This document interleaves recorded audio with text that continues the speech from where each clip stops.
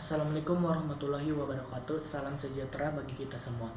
Selamat sore, Ibu Risa Selvia Januristi selaku tutor perencanaan kota. Perkenalkan, saya Anton Purbaya dengan jurusan Ilmu Administrasi Negara dengan kode NIM 0487251143. Di sini saya akan menjawab pertanyaan pada tugas 1 dengan mata kuliah perencanaan kota.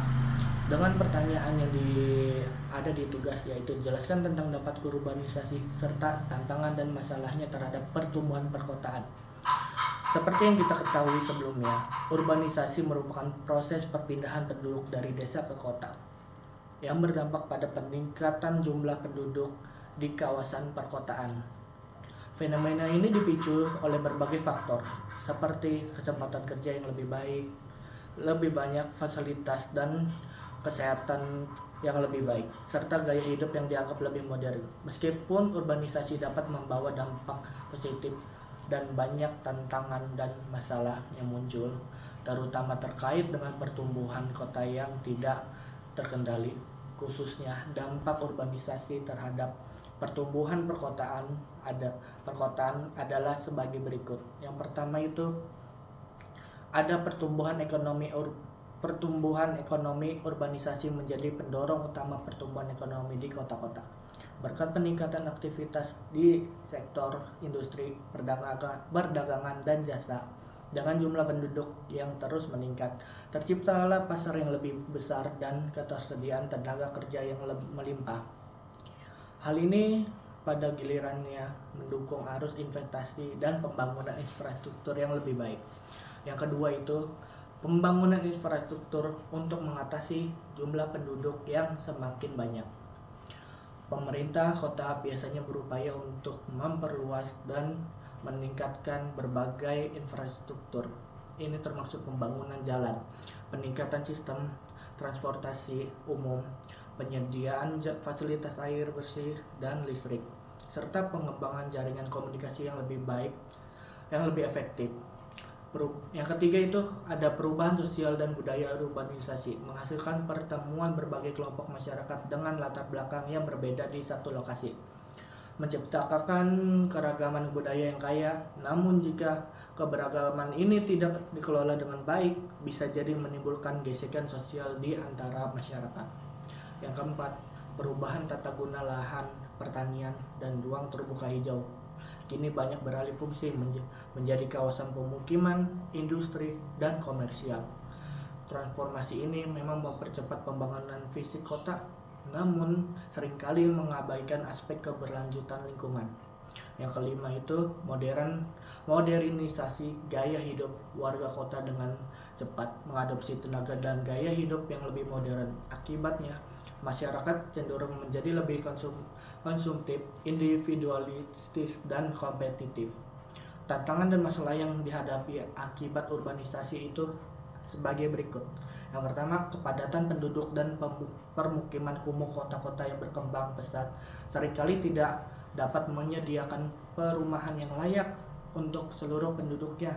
Akibatnya, muncul kawasan kumuh yang ditandai oleh kondisi lingkungan yang memperhatikan sanitasi yang buruk dan meningkatnya resiko penyakit.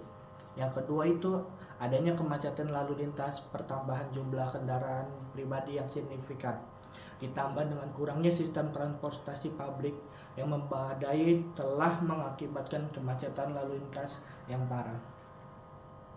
Hal ini mengakibatkan mobilitas masyarakat dan berpotensi menurunkan produktivitas. Yang ketiga, kerusakan lingkungan urbanisasi yang tidak terencana seringkali menyebabkan penebangan hutan, pencemaran udara dan air, serta penurunan kualitas tanah. Di samping itu, masalah pengelolaan sampah kota yang buruk juga semakin memperburuk situasi. Yang keempat, ketimpangan sosial dan ekonomi. Pertumbuhan ekonomi yang pesat tidak selalu memberikan manfaat merata bagi seluruh warga kota.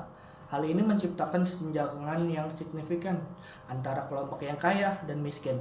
Selain itu, masalah pengangguran dan pekerjaan informal dengan upah yang rendah semakin memperburuk kondisi tersebut. Yang kelima, tekanan terhadap infrastruktur dan layanan publik.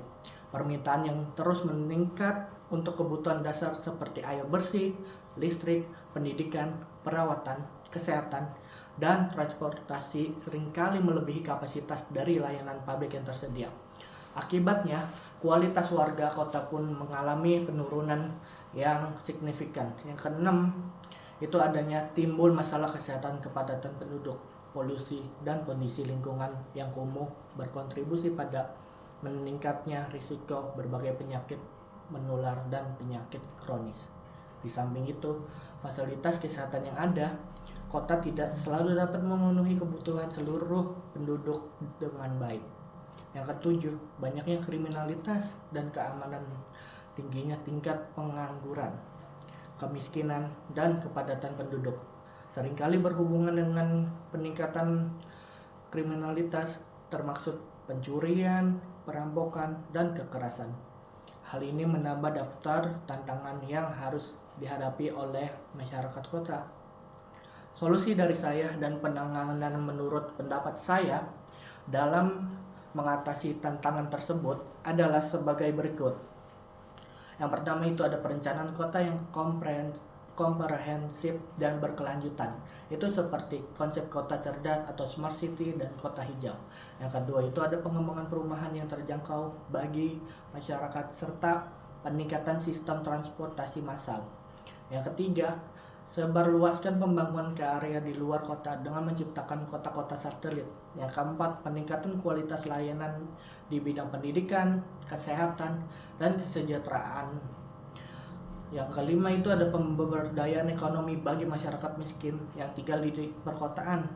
Dengan demikian, pendapat saya bisa simpulkan bahwasanya urbanisasi memiliki potensi yang besar untuk mendorong pertumbuhan dan modernisasi kota. Namun, jika dikelola dengan baik, urbanisasi itu juga dapat menimbulkan berbagai masalah sosial, ekonomi, dan lingkungan. Oleh karena itu, sangat penting untuk melaksanakan perencanaan tata kota yang berkelanjutan, mengembangkan transportasi publik, menyediakan perumahan yang terjangkau, serta meningkatkan pelayanan publik. Dengan pendekatan ini, urbanisasi dapat memberikan manfaat bagi masyarakat tanpa mengorbankan kualitas hidup mereka. Demikian pendapat dari saya. Assalamualaikum warahmatullahi wabarakatuh.